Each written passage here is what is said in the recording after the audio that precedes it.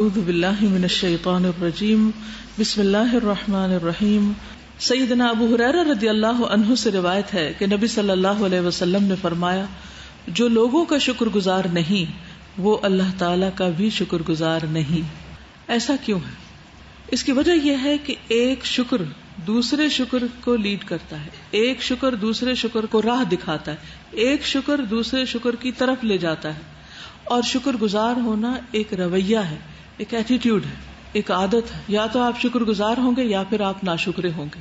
اگر آپ شکر گزار ہوں گے تو آپ اپنے سے چھوٹے کا بھی شکر ادا کریں گے، اپنے برابر والے کا بھی کریں گے اور اپنے سے بڑے کا بھی کریں گے۔ آپ ہر ایک کے لیے شکر گزار ہوں گے، کیونکہ شکر گزاری آپ کی فطرت میں ہے، آپ کی شخصیت کا حصہ ہے، آپ کے اندر گندھی ہوئی ہے۔ تو اب آپ دیکھیے کہ یہاں پر ایک بہت اہم قاعدہ بتا دیا گیا، اور وہ یہ کہ جو ایک کا شکر گزار ہوگا وہ دوسرے کا بھی ہوگا۔ یہاں پر بندوں کے شکر کو اللہ سبحانہ و تعالیٰ کی شکر گزاری کا ذریعہ بتایا گیا، سبب بتایا گیا۔ اس کی وجہ یہ ہے کہ ہمارا سب سے پہلا واسطہ بندوں کے ساتھ پڑتا ہے۔ اللہ تعالیٰ کی معرفت بعد میں آتی ہے، دیر سے آتی ہے، ایسے ہی ہوتا ہے نا۔ بندوں کا احسان مادی شکل میں ہوتا ہے، وہ نظر آتا ہے، آپ اس کو دیکھ سکتے ہیں، آپ اس کو چھو سکتے ہیں، آپ اس کو محسوس کر سکتے ہیں۔ لیکن اللہ سبحانہ و تعالیٰ جس طرح خود نظر نہیں آتا، اسی طرح اس کی بہت ساری نعمتیں بھی غیر محسوس ہوتی ہیں، نظر نہیں آتی۔ جب وہ نظر ہی نہیں آتی اور ہمارے علم میں نہیں ہوتی، ہم اس پر شکر گزار ہی نہیں ہوتے۔ کیا ہمیں معلوم ہے کہ ہمارے خون کے اندر کتنے قسم کے کیمیکلز ہیں اور کس کس قسم کی غذائیتیں ہیں، اور غذائیت کی کون کون سی قسم وہ کہاں کہاں کیسے پرووائڈ کر رہا ہے؟ علم ہے ہمیں کچھ؟ ہمیں صرف کھانے کا پتہ ہے، آگے کا کچھ پتہ نہیں، کھانا کہاں جاتا ہے اور کیا شکلیں اس کی بنتی ہیں، اور پھر وہ ہمارے جسم کو کس شکل میں غذائیت فراہم کرتا ہے۔ اس پورے عمل میں ہمیں کچھ بھی کوشش اور محنت نہیں کرنی پڑتی۔ جب پتہ ہی نہیں تو ہم نے کبھی یہ کہا کہ یا رب ہمارے خون کے اندر جو غذائی قوتیں ہیں ان پر تیرا شکریہ، اور جس طرح تو نے اس کو پورے جسم میں پہنچانے کا سبب اختیار کر رکھا ہے اس پر بھی تیرا شکر۔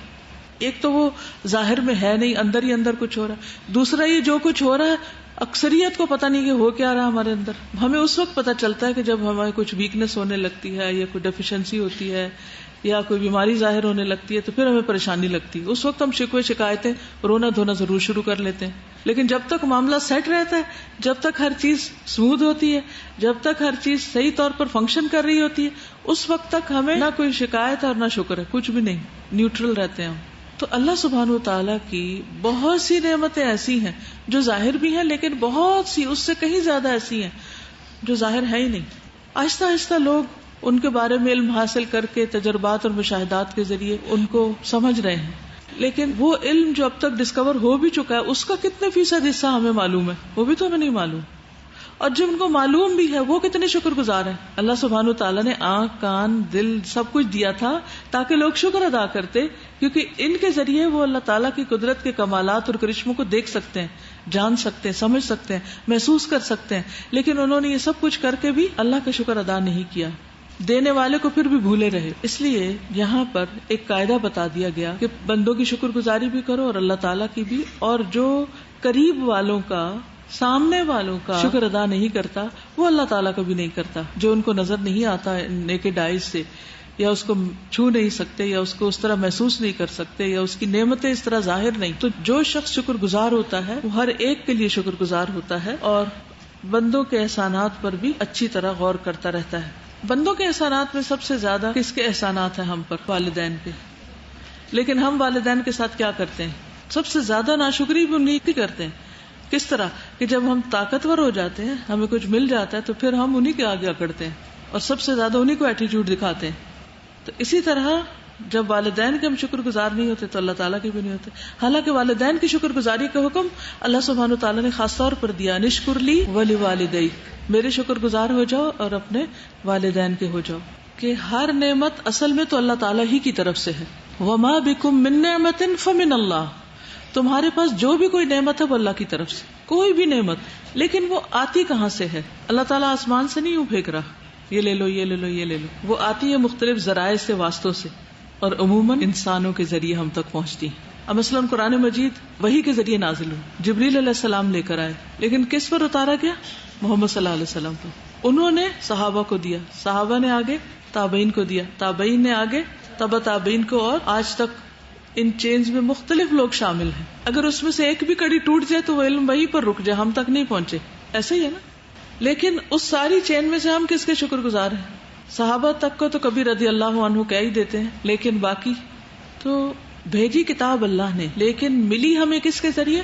محمد صلی اللہ علیہ وسلم, اور اس کے بعد باقی جن جن کے ہاتھوں ہو کر ہم تک پہنچی. سارا شکر اللہ کے لیے. لیکن اب سلسلہ اللہ تک پہنچنے کا کہاں سے شروع ہوتا ہے؟ فرسٹ ہینڈ سے, جہاں سے لے رہے ہیں. اگر آپ پہلے ہی درجے پر ناشکرے ہیں تو آخری درجے تک پہنچتے ہوئے آپ کی شکر گزاری کیا ہوگی؟ آپ شکر گزار نہیں ہو سکتے. پھر اسی طرح آپ دیکھیے کہ اگر کوئی بندہ ہم پر کسی بھی قسم کی کوئی مہربانی کرتا ہے, مثلا ماں ہے ہمارے لیے کھانا بناتی ہے یا اور بہت سے کام کرتی ہے, اس کے دل میں یہ محبت کس نے ڈالی, یہ تڑپ کس نے ڈالی ہے کہ وہ تکلیف اٹھا کے تھک کے بیمار ہو کے بھی پکائے اور کھلائے بچوں کو؟ تو یہ اللہ سبحانہ وتعالیٰ کا احسان ہے نا ہم پر. تو حقیقت یہ ہے کہ جو کچھ بھی آتا ہے ہمارے پاس اللہ تعالیٰ ہی کی طرف سے آتا ہے, لیکن بندوں کے تھرو آتا ہے, اور ان بندوں کے اندر اللہ تعالیٰ بندوں کے لیے محبت ڈال دیتا ہے, نرمی کا احساس ڈال دیتا ہے, مہربانی کے جذبات ڈال دیتا ہے.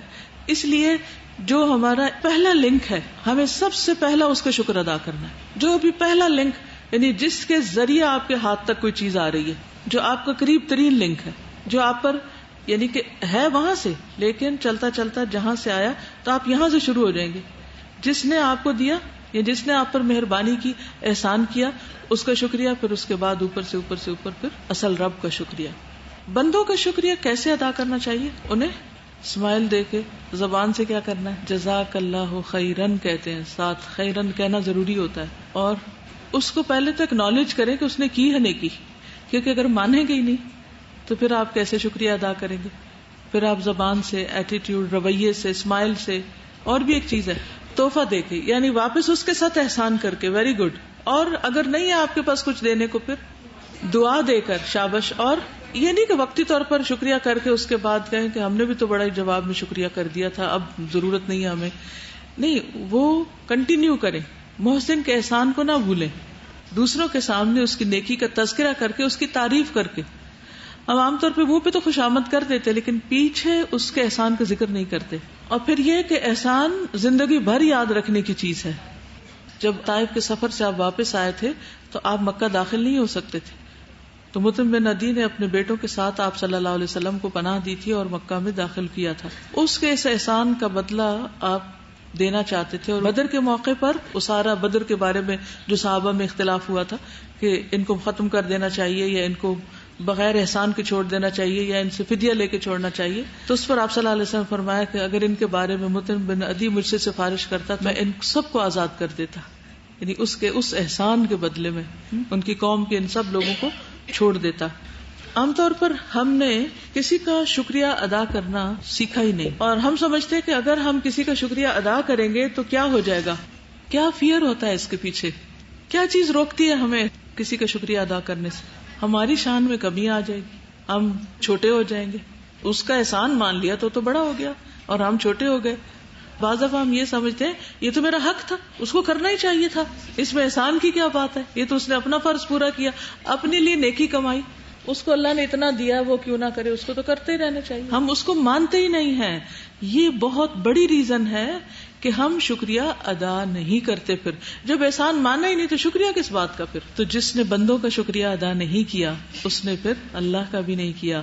کیا وہ کم من الشاکرین میں شامل ہو گیا؟ نہیں ہوا. وآخر دعوانا ان الحمد للہ رب العالمین. سبحانک اللہم وبحمدک اشہد ان لا الہ الا انت استغفرک واتوب الیک.